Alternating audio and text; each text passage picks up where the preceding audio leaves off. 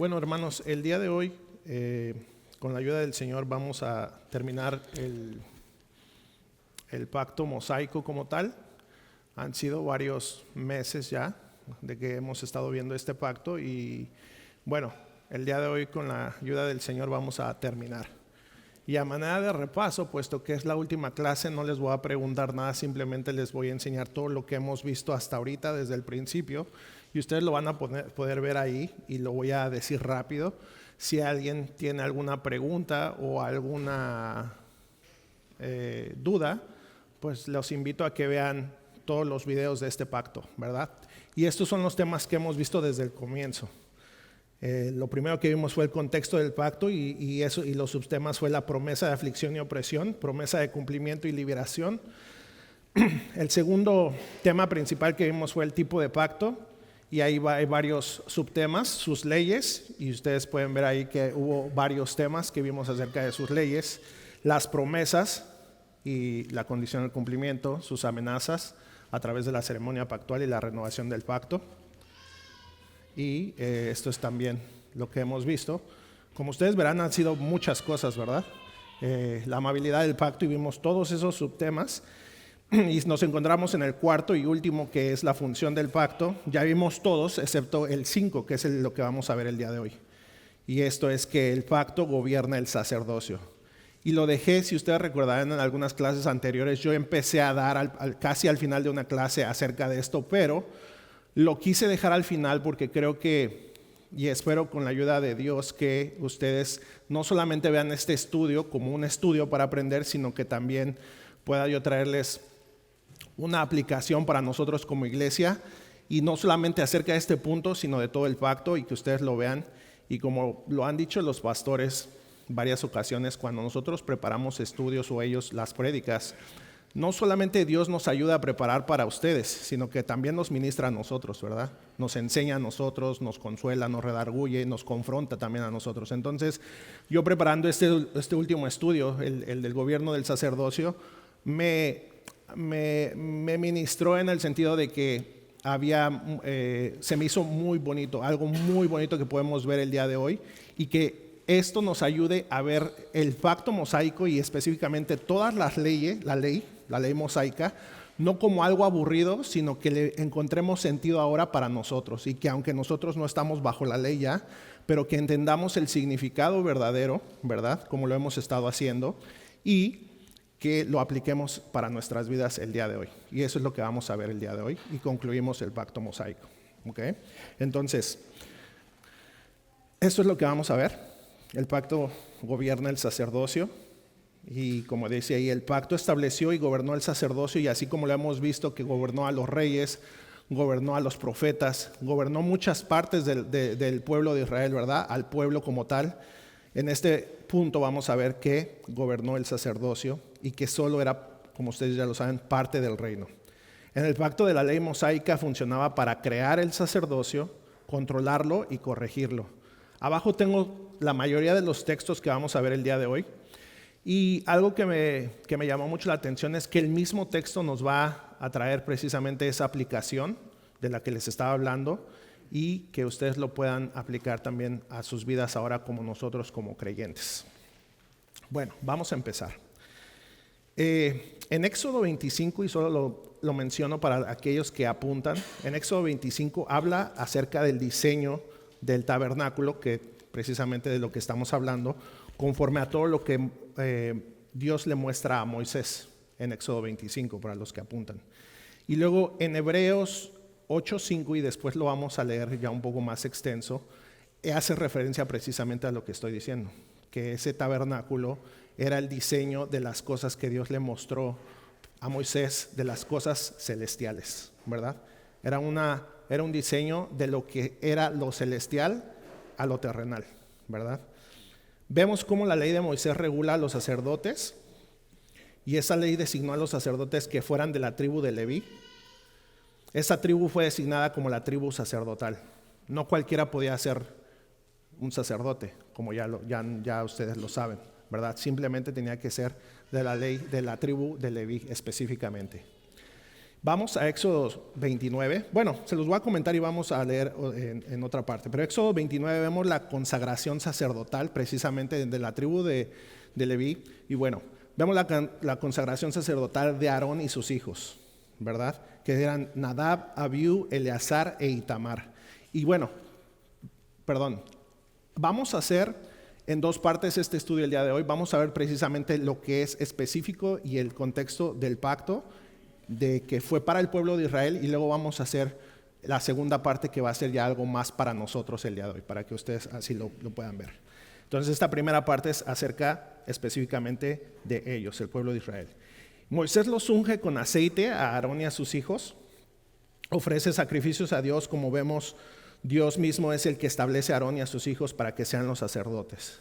Ahora, los que me siguen en sus Biblias, vamos a Éxodo 40, por favor. Y yo les voy a empezar a leer desde el 12 y vamos a ver precisamente lo que estamos hablando ahorita en estos momentos. Éxodo 40 a partir del 12 dice lo siguiente: y llevarás a Aarón y a sus hijos a la puerta del tabernáculo de reunión y los lavarás con agua y harás vestir a Aarón las vestiduras sagradas y lo ungirás y lo consagrarás para que sea mi sacerdote.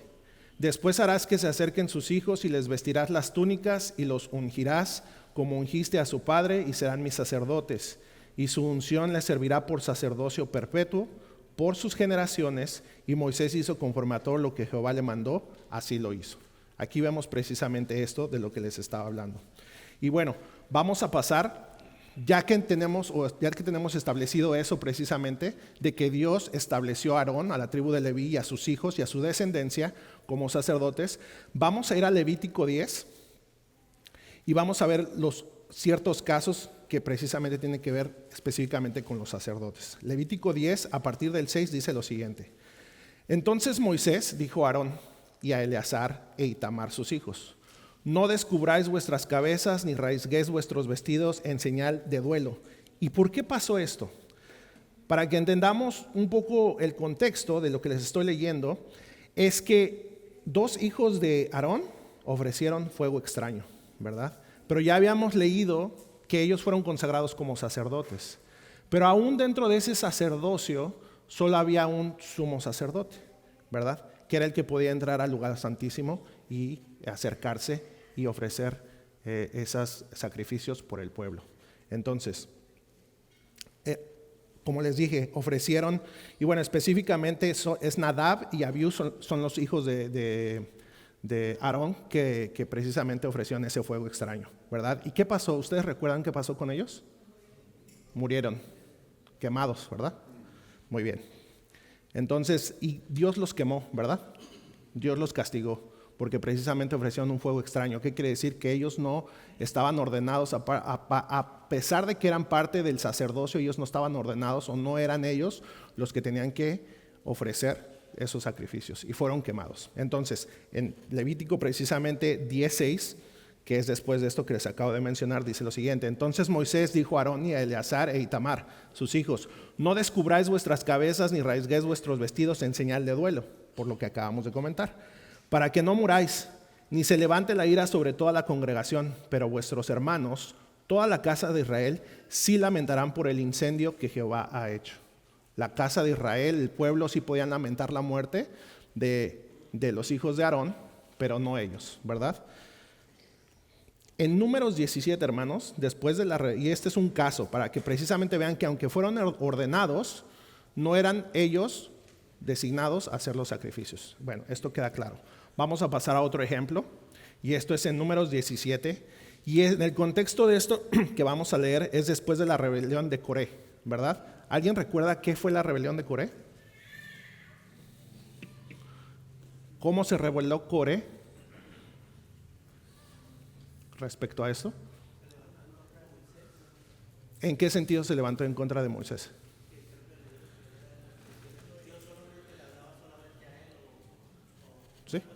Sí. Él cuestionó, ¿verdad? Que si solamente a través de él hablaba Dios al pueblo, ¿verdad? Él quería tomar un lugar que no Y se levantó con él, y el texto nos habla que reunió 250 hombres y se levantaron en contra de esto, ¿verdad? Y bueno, vamos a leer precisamente esto. Ese es el contexto de la rebelión de Coré, ¿verdad? Números 18, a partir del 1 dice lo siguiente.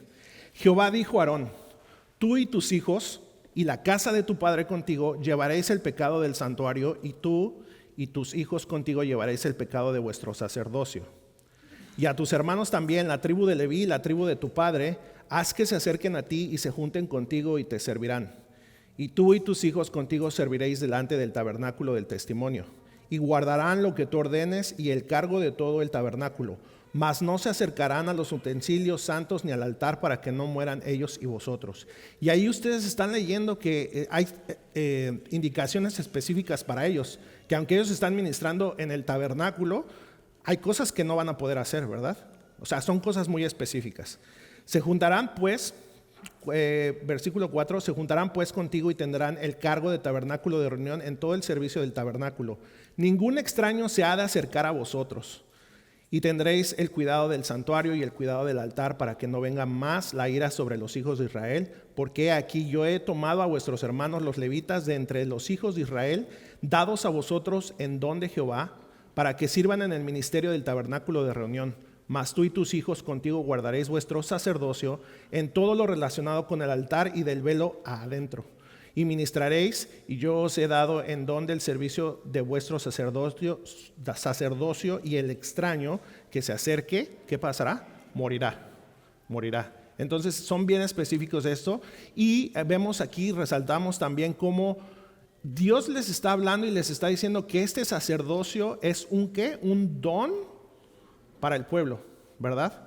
Y podemos resaltar que ahora nosotros en nuestra vida, en la vida de la iglesia, los pastores, ¿qué son? Para nosotros, asimismo son un don para la iglesia, ¿verdad? Muy bien. Y aquí entendemos, hermanos, que en la rebelión de Coré se rebelaron, ¿por qué?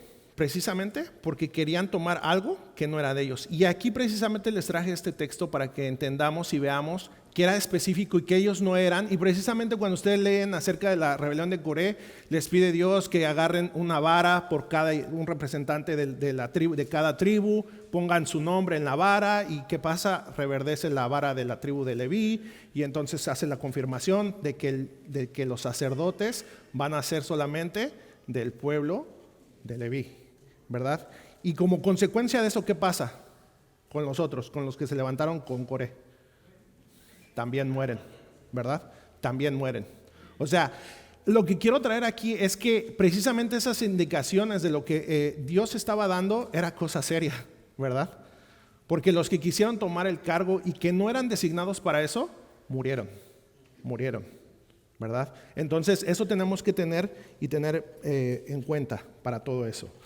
Bueno, ahora vamos empezándolo a unir con la doctrina para poder entender todo esto, y los ejemplos que les di son unos ejemplos precisamente para que veamos la seriedad del sacerdocio en aquellos días del pueblo de Israel. Vamos a Hebreos 5, por favor. Vamos a Hebreos 5, y esto es del 1 al 10, voy a leer. Porque todo sumo sacerdote, tomando de entre los hombres, es constituido a favor de los hombres en lo que Dios se refiere. Y esto ya lo leemos en Hebreos, y lo que acabamos de leer en Levítico, ¿qué dice acerca? Que los sacerdotes eran don para el pueblo, ¿verdad? Y aquí como que recalca y resalta otra vez esto mismo. Es constituido a favor de los hombres, para que se presenten ofrendas y sacrificios por los pecados, para que se muestre paciente con los ignorantes y extraviados, puesto que él también está rodeado de debilidad, y por causa de ella debe ofrecer por los pecados, tanto mismo como también por el pueblo. Y nadie toma para sí esta honra, sino que él es llamado por Dios, como lo fue Aarón. Y otra de las cosas que quiero resaltar aquí solamente rápidamente es que vemos aquí en Hebreos cómo nos habla que solo Dios es el que levanta a los sacerdotes, ¿verdad? El sacerdocio. ¿Se acuerdan cuando vimos acerca de los reyes? De cómo el pacto controla a los reyes. Asimismo también hacían con los reyes, ¿verdad? No nadie se podía autoproclamar. De igual mismo para el sacerdocio. Y sigo leyendo en el mismo texto, versículo 5. Así tampoco Cristo se glorificó a sí mismo, y este texto nos va a dar entrada a lo que nosotros vamos a tomar para aplicación de nosotros la iglesia. Así tampoco Cristo se glorificó a sí mismo, haciéndose sumo sacerdote, sino que le dijo: tú eres mi hijo, yo te he engendrado hoy. Como también dice en otro lugar: tú eres sacerdote para siempre, según el orden de Melquisedec. 7. Y Cristo, en los días de su carne, ofreciendo ruegos y súplicas con gran clamor y lágrimas al que le podían librar de la muerte, fue oído a causa de su temor reverente. Y aunque era hijo, por lo que padeció, aprendió la obediencia. Y habiendo sido perfeccionado, vino a ser autor de eterna salvación para todos los que le obedecen, y fue declarado por Dios sumo sacerdote según la orden de Melquisedec. Ahora, aquí el autor de Hebreos, o Pablo, para los que creemos que es Pablo, ¿verdad?, nos habla acerca de que Cristo fue constituido sumo sacerdote. ¿Para quiénes? ¿Para el pueblo de Israel? Pregunta para ustedes, ¿para el pueblo de Israel? ¿Para quiénes?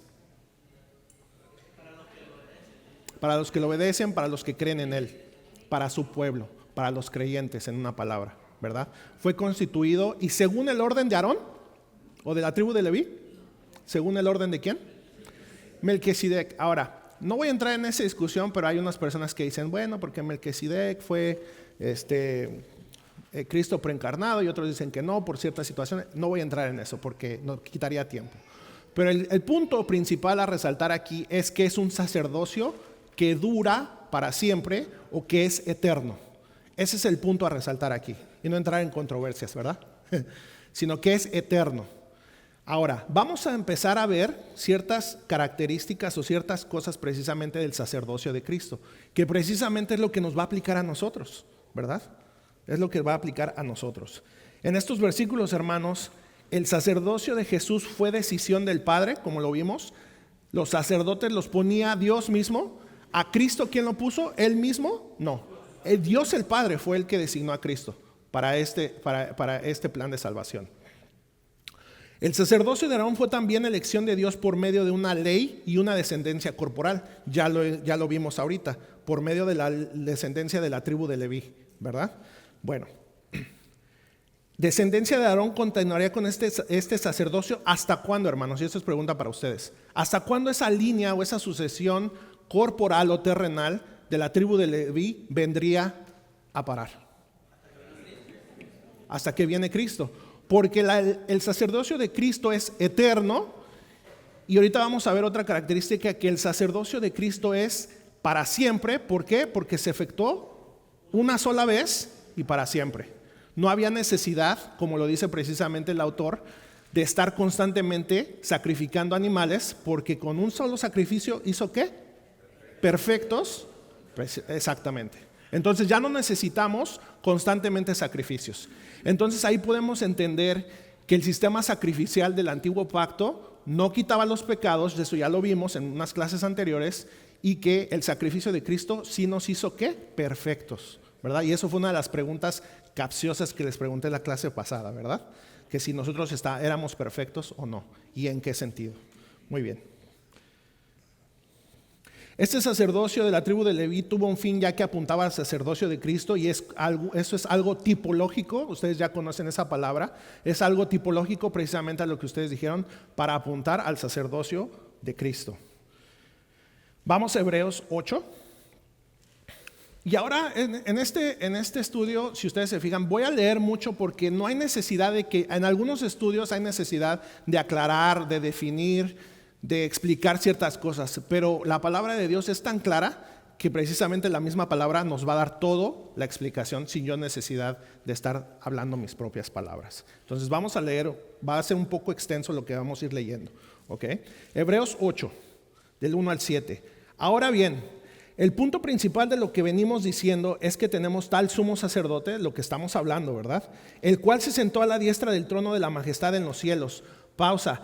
Eso de que se sienta a la diestra de majestad de la majestad es solamente un apunte a su autoridad, ¿verdad? Sentarse a la diestra del rey, y haciendo alusión a los reyes de antes, ¿verdad?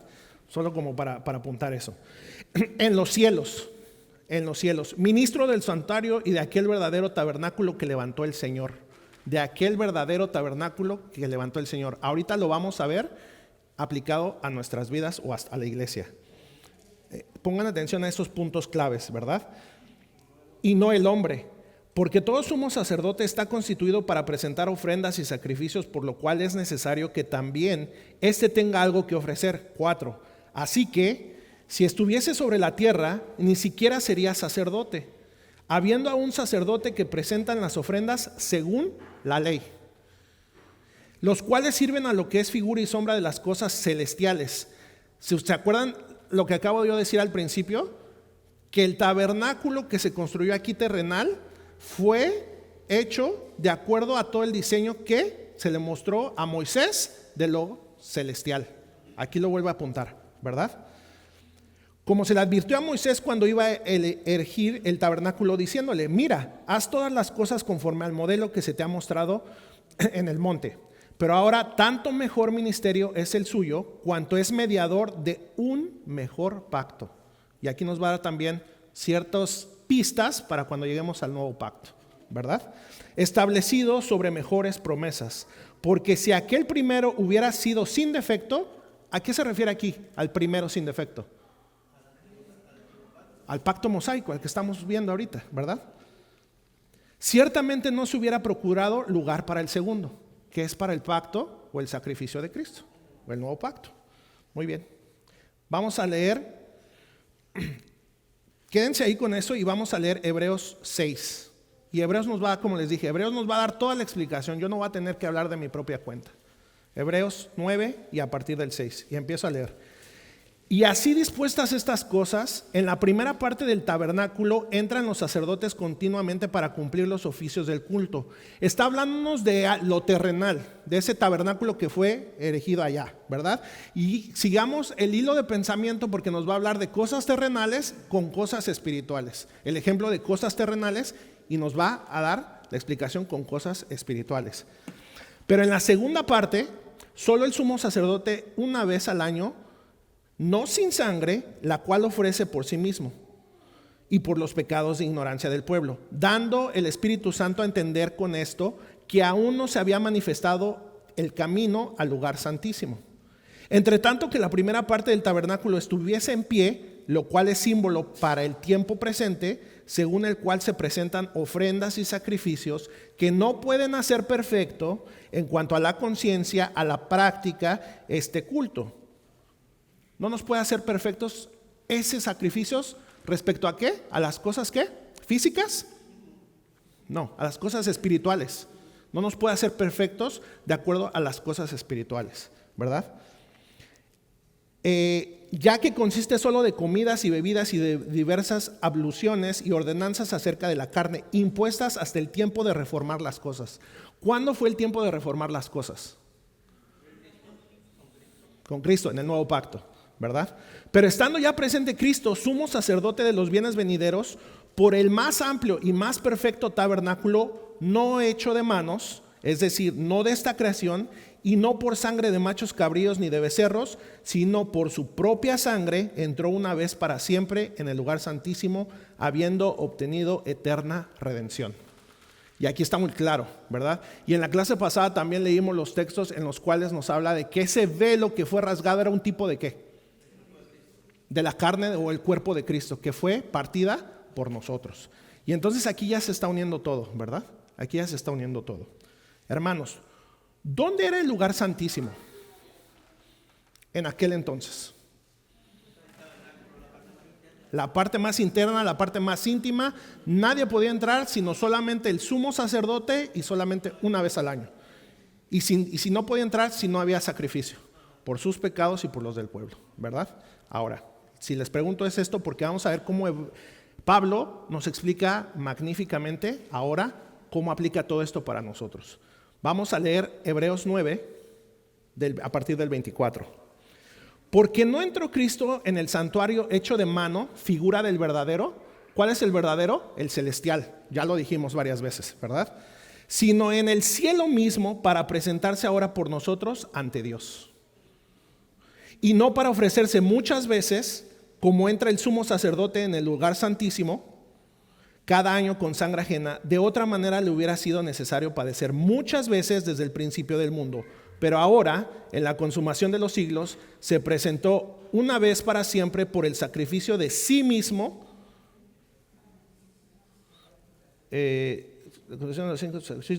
para quitar de en medio el pecado. Ya no lo va a cubrir como lo hacían los sacrificios, no era cubrirlo, sino quitarlo, ¿verdad? Y de la manera que está establecido para los hombres que mueran una sola vez y después de esto el juicio, así que también Cristo fue ofrecido una sola vez para llevar los pecados de muchos y aparecerá por segunda vez sin relación con el pecado para salvar a los que le esperan. Y aquí voy a hacer una pausa, no voy a dar tiempo a mucha participación porque tengo mucho material que quiero cubrir porque les va a servir. Entonces, lo voy a limitar a una intervención, una pregunta, un comentario, lo que quieran, y si no, seguimos. ¿Alguien tiene algo? Hasta ahorita, de lo que llevamos. ¿No? Ok, seguimos. Oh, pastor. Bueno, ya que nadie levantó la mano. Sí, es bastante interesante este tema. Prácticamente Dani nos está haciendo un recuento de la epístola a los Hebreos. Como se dijo en su momento, esa epístola es la mejor explicación y exposición que tenemos del antiguo pacto, obviamente aplicado ahora al nuevo. O sea, ¿cómo ocurre esa transición, verdad? Entonces, y hay muchos detalles aquí. La verdad que aquí esto sería para una clase de seminario prácticamente. Uh-huh. O sea, horas. Hay muchos detalles que se pudieran rescatar, ¿verdad? Pero sí, es interesante, por ejemplo, como mencionaste, el hecho de que cómo vemos desde el antiguo pacto, por ejemplo, que Dios era el que instituía a estas personas, ¿no? A los sacerdotes para dicho oficio. No cualquiera podía ponerse, y el que lo quería hacer, pues ya vemos lo que pasó con este amigo. Con los hijos de Aarón y con Coré también. Ajá, con Coré, exacto. Uh-huh. Y también el tema de Nadab y Abiú es importante porque para nosotros, bueno, para los pastores y bueno, y en últimas todos los que nos paramos ahí, esto es algo serio, ¿no? Uh-huh. Ellos ofrecieron fuego extraño y ya sabemos lo que pasó. Y como dice el mismo Hebreos, bueno, el capítulo 10, que dice que si el que quebrantaba la ley de Moisés, ¿verdad?, moría irremisiblemente, y ciertamente ellos murieron físicamente, igual que Coré. Uh-huh, uh-huh. ¿Cuánto mayor castigo pensáis que merecerá el que pisoteara el Hijo de Dios, tuviera por inmunda la sangre del pacto? ¿Por qué? Porque este pacto, el nuevo pacto, ya no es un pacto físico y temporal, como lo hemos dicho otras veces. Uh-huh. Eso era el antiguo pacto, y por eso la paga de quebrantar ese pacto pues era con la muerte física, porque era un pacto físico. Pero ahora estamos hablando de un pacto espiritual y eterno. Por lo tanto, la reprensión o la sanción sobre ese pacto ya es de carácter espiritual y eterno. Exactamente. Bueno, pero eso lo vamos a ver en su momento cuando entremos al nuevo pacto, ¿no? Uh-huh. Pero solamente quería que pudieran ver esa conexión, ¿no? Hay muchos elementos, muchas cosas que estaban presentes allá, pero que de alguna manera estaban apuntando acá. Y un detalle más que quería resaltar es, lo leíste en el versículo 8 del capítulo 9, dice, dando a entender el Espíritu Santo esto, que aún no estaba descubierto el camino, miren, aún no estaba descubierto el camino para el lugar santísimo. Ya tú explicaste todas las restricciones para entrar al lugar santísimo. Y dice que aún no.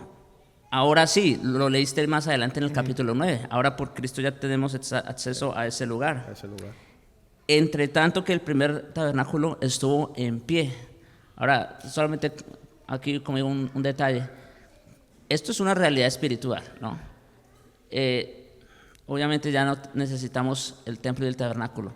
Pero cómo Dios mismo se encargó en la historia de que estas verdades espirituales también se hicieran realidad en el contexto histórico y físico. Eso lo vemos lo que pasó en el 70 DC. Dios se encargó de que ya no hubiesen más sacrificios en ese lugar, y desde entonces Israel ha procurado establecer otra vez, o sea, ven, queriendo volver al antiguo pacto. Pero Dios se encargó de que eso ya no volviera a suceder.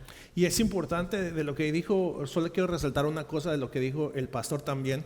Todo lo que dijo, pues claro, es muy importante. Pero aquí podemos, con lo que estamos leyendo, tenemos precisamente los argumentos bíblicos para decir precisamente por qué nosotros solamente creemos en un sacrificio y que es para siempre, ¿verdad? Y no hacer constantemente los sacrificios como la Iglesia Católica Romana lo hace, porque ellos en su dogma o en su enseñanza no nada más es algo simbólico, sino que realmente, si ustedes leen el dogma de la Iglesia Católica, realmente ellos están lo que se llama la transubstanciación, ¿verdad? Que yo creo que muchos ya lo conocen. Ellos realmente dicen que Cristo desciende y se convierte en esa oblea y se convierte en ese vino y hacen el sacrificio una y otra vez. Esa es por una parte. Y por la otra parte, muchos, como los judíos y otras doctrinas, si se le pueden llamar así, que quieren regresar precisamente al antiguo pacto y en muchas cosas, como los adventistas del séptimo día, ¿verdad? Celebrando cosas del antiguo pacto que ya han sido cumplidas. No hay necesidad, porque ya lo vimos durante muchas clases que ya fueron cumplidas. No hay necesidad de recurrir a eso. ¿Ok? Vamos a seguir. Lo limito a eso y vamos a seguir para que podamos acabar. Vamos a Hebreos 10 y vamos a ver el versículo 11 y vamos a seguir todo el argumento que hemos estado hablando. Y ciertamente todo sacerdote está día tras día ministrando y ofreciendo muchas veces los sacrificios que nunca pueden quitar los pecados, pero Cristo, habiendo ofrecido una vez para siempre un solo sacrificio por los pecados, se ha sentado a la diestra de Dios y de ahí en adelante esperando hasta que sus enemigos sean puestos por estrado de sus pies, porque con una sola ofrenda hizo perfectos para siempre a los santificados, que es precisamente lo que nos atañe o nos incumbe a nosotros ahora, ¿verdad? Ahora, de todo esto que les leí, porque sé que leí mucho, se los traje a manera resumida y de puntos. Vamos a ver qué es precisamente este sacerdocio de Cristo, porque Hebreos es muy pesado en ese sentido, ¿verdad? Y aquí ustedes están viendo, se los puse a maneras de puntos y los versículos de cómo Cristo funciona o hace el oficio de sumo sacerdote, en lo que todo esto que estamos leyendo. Y bueno, y agregué otros ahí. Ser hombre, tenía que ser hombre y ser semejante a sus hermanos. ¿Para qué? Para que él fuera misericordioso y fiel, y tenía que ser de la línea de Abraham. Eso ya lo entendemos, ¿verdad? Ahí están los versículos. Él fue empático con nuestras debilidades. ¿Por qué? Precisamente por tomar esa humanidad, ¿verdad? Padeció en todo lo que humanamente se podía y hasta más de lo de nosotros, ¿verdad? No tenía necesidad de ofrecer sacrificios por sí mismo, y esta es una gran diferencia que tenemos que entender, en que él no tuvo que ofrecer sacrificios por sí mismo como lo hacía el sumo sacerdote, puesto que él nunca pecó. Eso es importante, ¿verdad? El cuarto, él ofreció su propia sangre, no la de un animal, y una vez para siempre. Y es importante ver o resaltar que él fue el sumo sacerdote, pero también fue el sacrificio mismo. El sacrificio mismo, el cordero. Y no solamente lo podemos ver en este pacto, sino desde dónde podemos ver eso. Dios ya nos dio una pista de lo que iba a pasar. ¿Perdón? Antes todavía. Desde Génesis específicamente, ¿en dónde? Cuando los vistió es la primera indicación, y después de eso, ¿dónde podemos ver ahí una pista también de eso? Con Abraham, estoy dando una pista. Muy bien, con Isaac, ¿verdad? Donde iba a sacrificar a su hijo y Dios proveyó el cordero, ¿verdad? Ahí vemos otra pista también más de lo que más adelante se iba a revelar. Aquí más puntos acerca de todo lo que leímos ahorita. Un sacerdocio eterno porque Él vive para siempre, precisamente porque Él ya está sentado a la diestra del Padre y vive para siempre. ¿Haciendo qué, hermano? ¿Sentado ahí esperándose? ¿O qué dice la Escritura?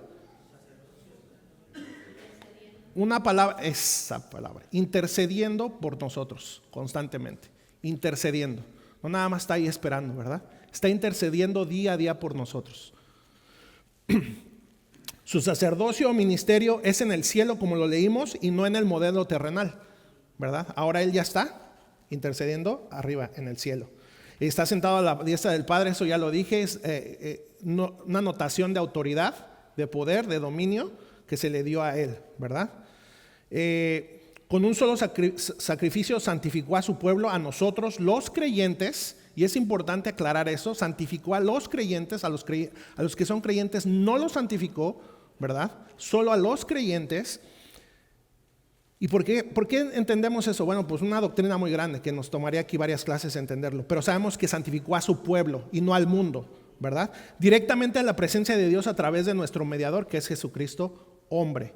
Y apunto hombre porque precisamente todo lo que leímos, ahí nos dice específicamente que Él tenía que padecer y hacerse hombre precisamente para cumplir el sacrificio y poder interceder por parte de nosotros. Muy bien. Hago una pausa más y sigo, si algo hay que decir. Y aquí ya va la aplicación para nosotros. Aquí ya va lo que voy a seguir, va a ser la aplicación para nosotros.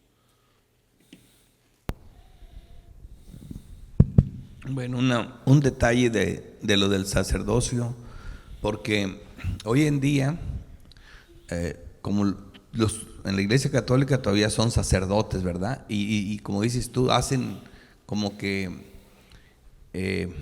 entonces la gente piensa, inclusive con los pastores, ellos le tienen un gran respeto a los sacerdotes, y hay otras iglesias que practican el sacerdocio de otra forma, principalmente la doctrina musulmana, en los judíos, ¿verdad? Siguen con eso. Ahora, cuando hablamos del anticristo y vemos que el anticristo imita los tres oficios de Cristo, es muy fácil identificar el oficio de rey, porque la Biblia habla mucho del anticristo como rey, ¿verdad? Que siempre ha estado controlando los emperadores, las cabezas de imperio, los hombres importantes. Y el anticristo, sí, como falso profeta es fácil identificarlo, porque como falso profeta salen de nosotros, son personas que sí predican la palabra, pero la tuercen, ¿verdad? Van por otro camino, tienen apariencia de piedad, pero a la hora de predicar parecen corderos, pero predican como el diablo, ¿verdad? Y así. Entonces, pero siempre se meten entre nosotros, y ese es el peligro más grande para la iglesia. Como dice Juan, salieron de nosotros, pero no eran de nosotros. Pablo lo dice también en Tesalonicenses, que se sienten en el templo de Dios, así vamos a pasar por Dios. Ahora, la parte del sacerdocio, ¿por qué es tan complicada? Primero, si piensan, el sacerdote ni siquiera era predicador, ¿entienden? Y eran tan malos doctrinalmente que en el tiempo de Jesús los sacerdotes ni siquiera creían en la resurrección, que es el centro del evangelio. Era para todo lo que apuntaban los sacrificios que hacían, y no creían en la resurrección. O sea, ese dato es importantísimo, que los sacerdotes no creían, ¿no?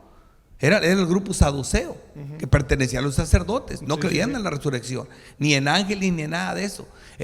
Lo de ellos se hizo tan ritual, tan meramente, estaban en una posición como nadie podía hacer lo que ellos hacían. O sea, matar esos animales, sacrificarlos, el hecho de entrar al lugar santísimo, a la presencia de Dios, era algo único de ellos, que nadie más podía. Entonces ellos estaban como en una nube, en algo muy, muy diferente.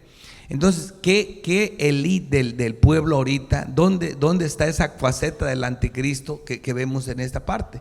Y lo vemos precisamente en los líderes religiosos en el mundo, como el Papa, ¿me entiendes? Como ese líder que acaban de matar en Irak. Son personas que la gente, no por lo que dicen, sino por su persona, el hecho de que se paren enfrente de un lugar, los han hecho, y esa es la cara del anticristo, que tampoco nos afecta a nosotros mucho, porque son los grandes líderes mundiales en todo el mundo y en toda la historia.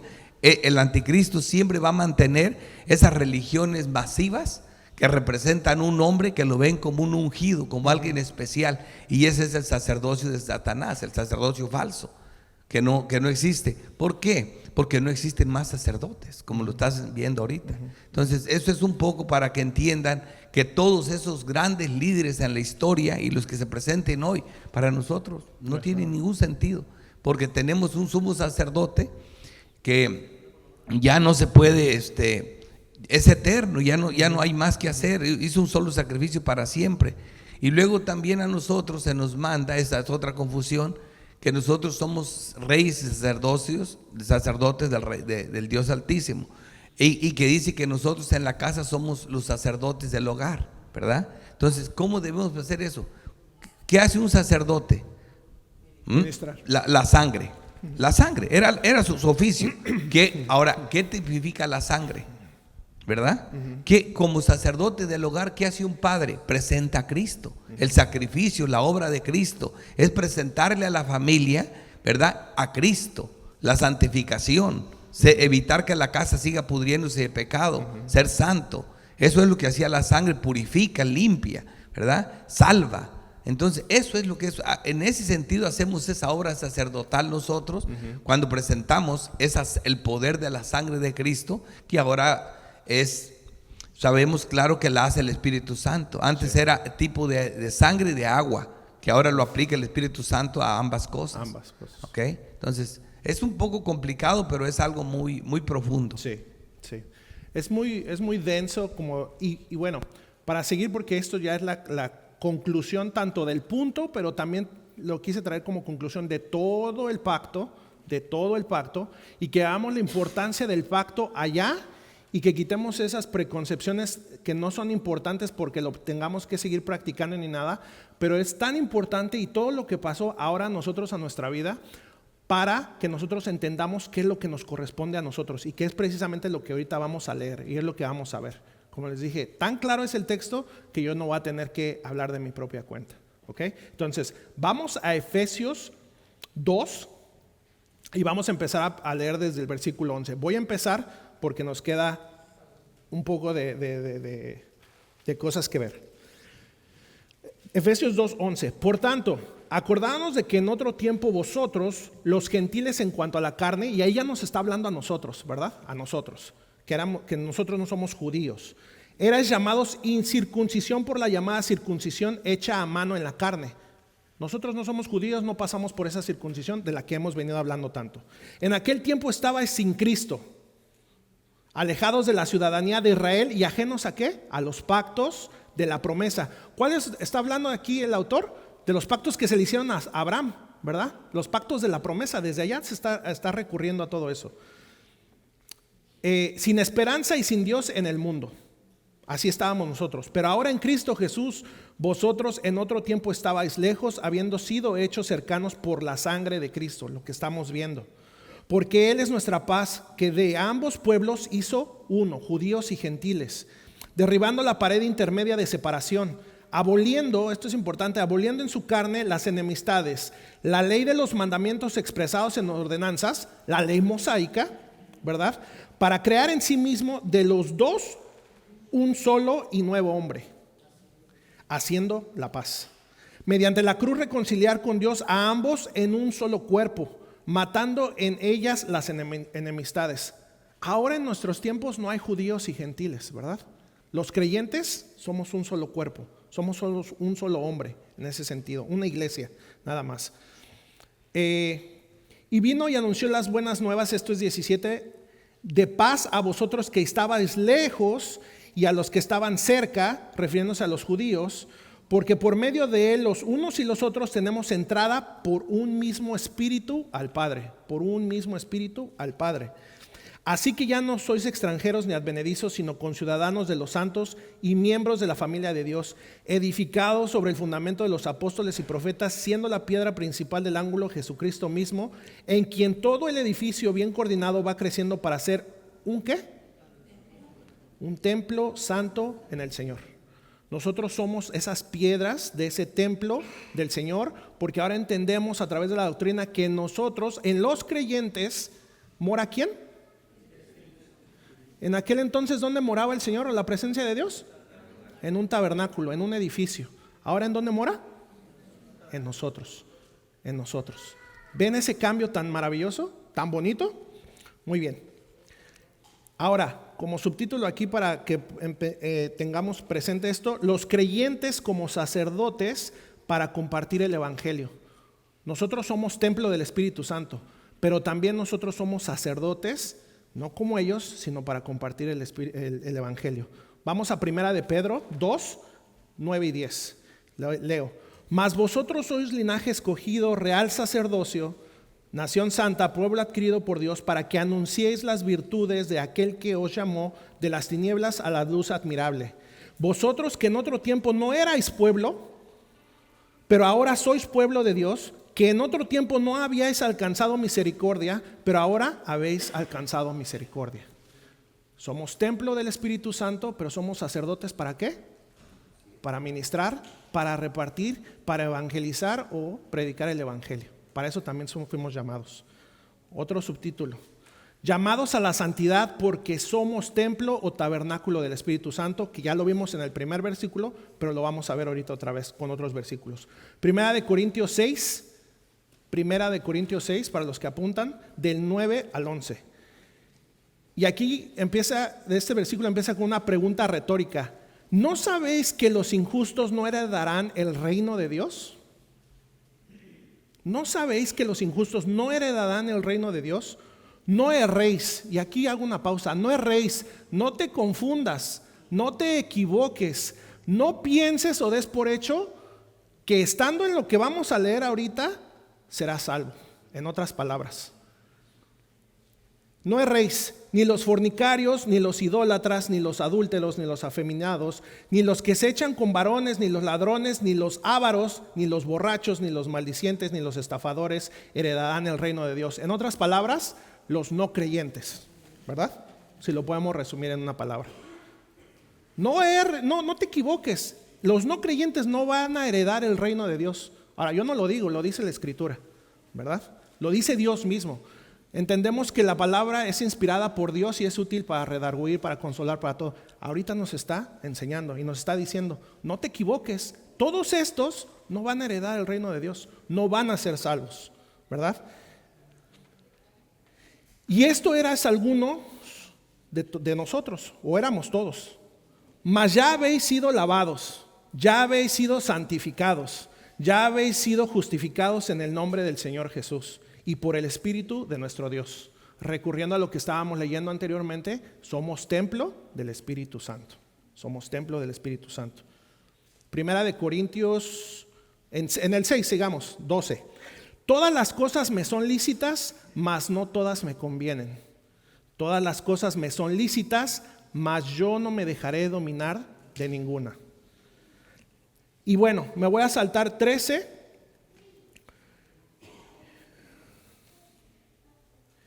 y 14. Y Dios, sigo en el 14. Y Dios que levantó al Señor, también a nosotros nos levantará con su poder. ¿No sabéis que vuestros cuerpos son miembros de Cristo? Aquí es una exhortación para nosotros, ¿verdad? Una aplicación. ¿Quitaré pues los miembros de Cristo y los haré miembros de una ramera? Palabras fuertes, ¿verdad? De ningún modo. ¿O no sabéis que el que se une con una ramera es un cuerpo con ella? Porque dice, los dos serán una sola carne. Pero el que se une al Señor, un espíritu es con él. Huid de la fornicación. Cualquier otro pecado que el hombre cometa está fuera del cuerpo, mas que el que fornica contra su propio cuerpo, peca. Cuando nosotros pecamos contra nuestro propio cuerpo, ¿verdad? ¿O ignoráis que vuestro cuerpo es templo del Espíritu Santo? Aquí lo vuelve a mencionar lo que ya dijimos. ¿O ignoráis que vuestro cuerpo es templo del Espíritu Santo, el cual está en vosotros y el cual tenéis de Dios y que no sois vuestros? Ahora, aquí lo va a decir, pero pregunta para ustedes, ¿por qué ya nosotros no somos de nosotros mismos? O sea, nosotros no somos que decimos, yo hago lo que yo quiero. Ahora nosotros somos de Cristo. Fuimos comprados por precio de sangre. Ya no nos pertenecemos a nosotros mismos. Los creyentes ya somos de Dios, ¿verdad? Porque habéis sido comprados por precio. Glorificad pues a Dios en vuestro cuerpo y en vuestro espíritu, los cuales son de Dios. Tanto tu cuerpo como nuestro espíritu son de Dios ahora, ¿verdad? Y esta es una exhortación para todos nosotros, ¿verdad? Para todos nosotros. Nuestro tabernáculo, otro subtítulo, nuestro tabernáculo terrenal en contraste con nuestro tabernáculo celestial. Segunda de Corintios 5, por favor. Segunda de Corintios 5, empezando del 1 al 5. Porque sabemos que si nuestra morada terrestre, este tabernáculo, se deshiciere, tenemos de Dios un edificio, una casa no hecha de manos, eterna en los cielos. Y por eso también gemimos deseando ser revestidos de aquella nuestra habitación celestial, pues así seremos hallados vestidos y no desnudos. Porque asimismo lo que estamos en este tabernáculo, gemimos con angustia porque no quisiéramos ser desnudados, sino revestidos, para que lo mortal sea absorbido por la vida. Mas que el que nos hizo para esto mismo es Dios, quien nos ha dado las arras del Espíritu. ¿Verdad? Nosotros ahora nuestra morada, y veamos estos contrastes. Nosotros somos templo del Espíritu Santo, ya lo dijimos, pero nosotros también tenemos una morada celestial, ¿verdad? Nuestro edificio, nuestra fortaleza, hay un canto, nuestro castillo fuerte, ¿quién es? Dios, ¿verdad? Dios. Y esta es una exhortación final, le puse así porque también ya vamos a acabar. Esta es una exhortación final. Y esta exhortación viene en Hebreos 12, a partir del 1. Y esto es para nosotros. Y para que ustedes vean y enlacemos todo lo que hemos visto, creo que la misma Escritura nos ha exhortado de manera, hasta con palabras fuertes, ¿verdad? Para que entendamos precisamente todo lo que vimos del pacto mosaico, ese templo, ese tabernáculo, sacerdotes, sacrificios, animales, sangre, pecado, todo, que ahora lo entendamos en nosotros. Y esto es precisamente lo que Hebreos nos está diciendo. Esto es precisamente lo que estamos viendo. Exhortación final, hermanos, y con esto termino. Hebreos 12, a partir del versículo 1. Por tanto, nosotros también teniendo en derredor nuestro tan grande nube de testigos, despojémonos de todo peso y del pecado que nos asedia. Y corramos con paciencia la carrera que tenemos por delante, puestos los ojos en Jesús, el autor y consumador de la fe, el cual por el gozo puesto delante de él sufrió la cruz, menospreciado el oprobio, y se sentó a la diestra del trono de Dios. Considerar a aquel que sufrió tal contradicción de pecadores contra sí mismo, para que vuestro ánimo no se canse hasta desmayar. Porque aún no habéis resistido hasta la sangre, combatiendo contra el pecado, y habéis ya olvidado la exhortación que como a hijos se os dirige diciendo: Hijo mío, no menosprecies la disciplina del Señor, ni desmayéis cuando eres reprendido por Él. Porque el Señor al que ama, disciplina y azota a todo el que recibe por hijo. Si soportáis la disciplina, Dios os trata como a hijos. Porque ¿qué hijo es aquel a quien el Padre no disciplina? Pero si os deja sin disciplina, de la cual todos han sido participantes, entonces sois bastardos y no hijos.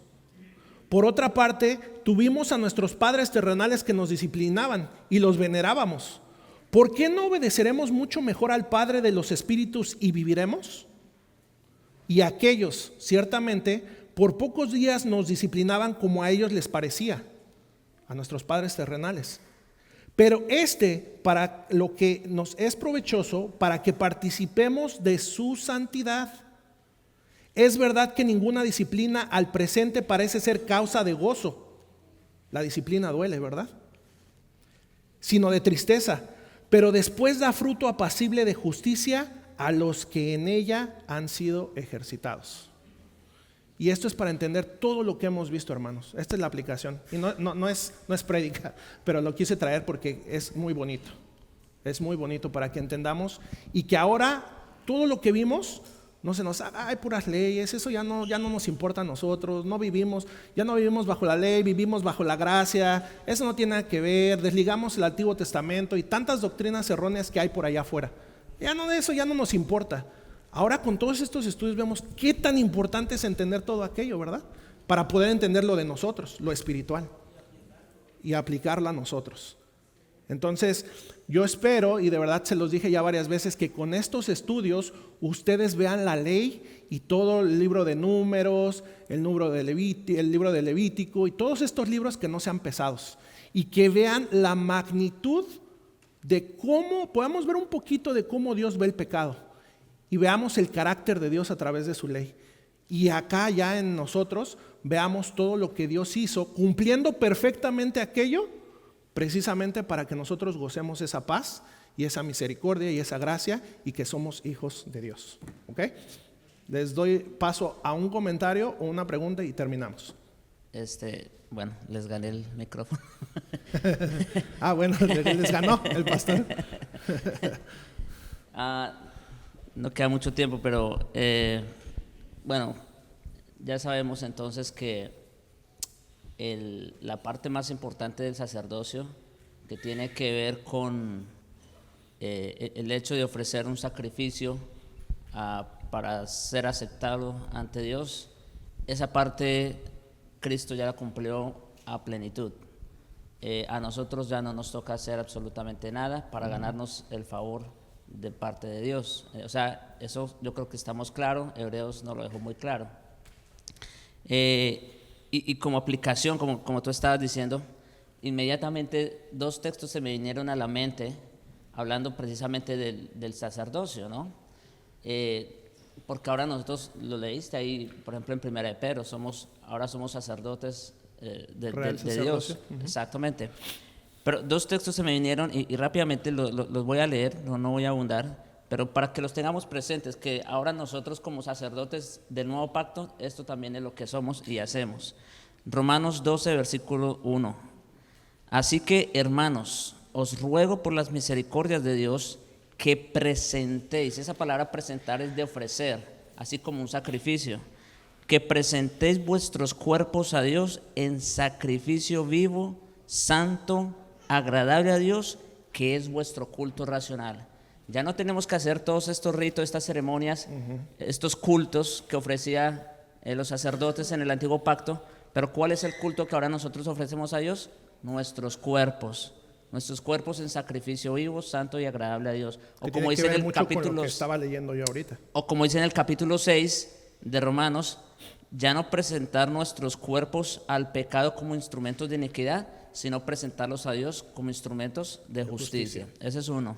Y el otro está en Hebreos capítulo 13, dice, versículo 15, así que hermanos, por medio de él, de Cristo, ofrezcamos, otra vez la misma palabra, ofrezcamos siempre a Dios sacrificio. ¿Qué sacrificio?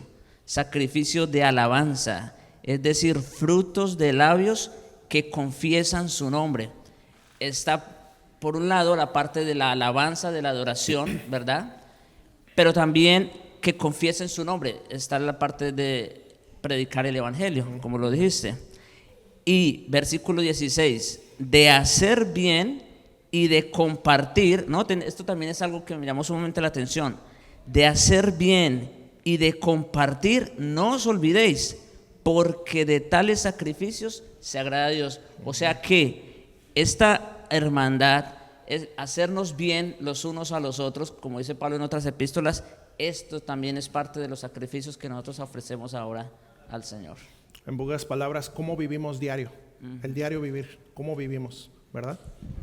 Y rápido, ya que están juntos ahí, yo creo que en la mente de alguna persona le puede caer el otro, reyes y sacerdotes, ¿me entiendes?